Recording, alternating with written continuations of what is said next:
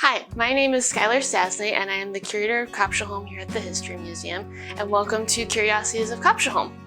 Today we're going to be talking about the servants' quarters. So the servants' quarters are located on the 3rd floor of the Oliver Mansion, and going to be talking a little bit about what being a staff member was sort of like, how many staff the Olivers would have at one time. And while we don't necessarily know exact numbers, we can at least kind of talk about what type of staff they would have. So when you are working at a house such as this one, life as a household staff member usually meant some long hours and usually basic living quarters. So during the time that the house was built, you often had a household staff because basically things just took so much longer to do at that time without the technology that we have now. And most houses usually had a staff that included a butler, maids, sometimes footmen, a chauffeur, and ground staff. And then if you had younger children, nursemaids. So the Olivers had several different staff over the years, and a lot of the information on which staff they had that actually lived in the home with them comes from census information. So in the 1900 census, the Olivers had 5 staff living here on the property with them. It included 3 women named Clara Getzold, Ida Garrick, and Amanda Jacobs, and then they had 2 men, William Schultz and Frank Moon. And William Schultz was the butler at the time, and Frank Moon was the hostler. So he took care of any of the horses that they had on the property to drive the carriages. And then the 3 women could have either been maids or maybe one of them was a cook, but the only information that it lists on the census is just servant. There's no actual title for those women. Most households like this would have more than just your indoor staff. You'd also have a ground staff that would take care of your gardens or your basic lawn care, things like that. And so the female staff would live in this servants' quarters that I'm standing in. So we had 2 maids' rooms and a sewing room, and then their sitting area here. But then some of the male staff that worked here would have lived on the 2nd floor of the carriage house, which is now our administrative offices. And so the women that would work here would either be maids or a cook or sometimes a nursemaid, and that would just be for the younger children. And so the Olivers only had a nursemaid during the day, so they would take care of their own children at night. And then eventually, as the children would get older, the Olivers hired a tutor that would actually come here and teach the children. And at the time of that census that I talked about earlier, James II, Gertrude, and Joseph Jr. were actually listed as away at school. So they didn't actually live here during that time. And it might sound a little strange that there were maybe only 5 staff actually living here because it's such a large house. But a lot of the staff, if you were married, you wouldn't have lived here. You would have lived elsewhere with your family. And then there were changes in staff sometimes as people got married. So in the 1910 census, the changes in staff include 2 different women. And so kind of shows that maybe people left or got married, and then the Olivers had to change their staff over a little bit.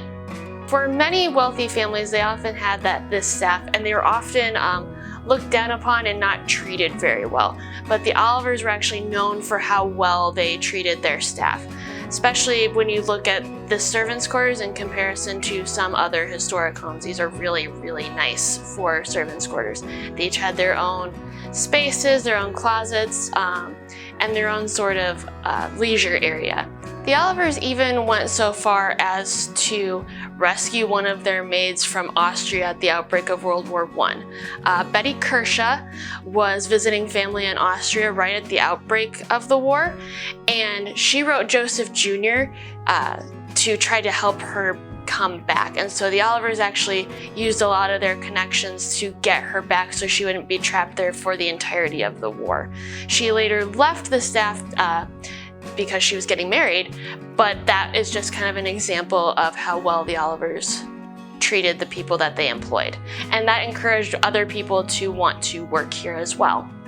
Now, the Olivers did go through a few more staffing changes where they eventually had a seamstress, maybe a chambermaid, and that was what the sewing room would have been used for, was for the seamstress to repair clothes and things like that. The last round of staff that the Olivers had, though, was 3 women and a man, and so that was Helen and Ida, and they were both housekeepers. Then they had Mabel the cook, and then Oscar the butler. And Oscar worked here for over 40 years, and we have some of his personal effects, such as his jacket that he left behind. So I moved into one of the maids' rooms, and I'm gonna talk a little bit about some of the uniforms that they had. So the uniforms that we actually have are from when Ida, Helen, and Mabel worked here.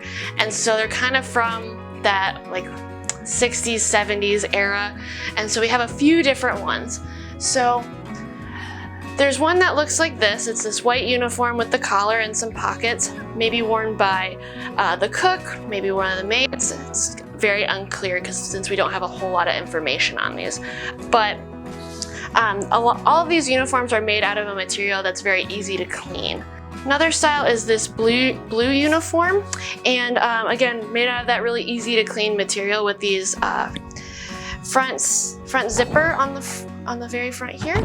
And so there's different colors and styles maybe for different days or different occasions, including a black uniform. And for other households, and at least earlier on with servants' quarters, having like a black uniform was considered the more formal one.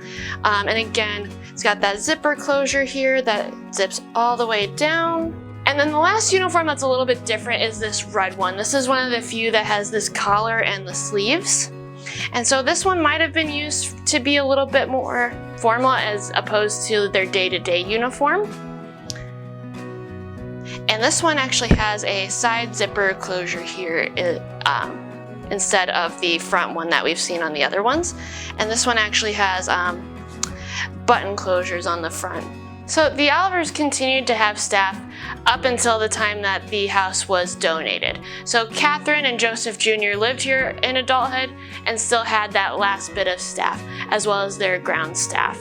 And so having that staff to care for the home after they both died was really important, and they continued to live in the home up until the museum took it over in 1988. Thank you for joining me for Curiosities of Copshaholm today. I hope you really enjoyed learning a little bit more about our servants' quarters here at the mansion. I'll see you next time.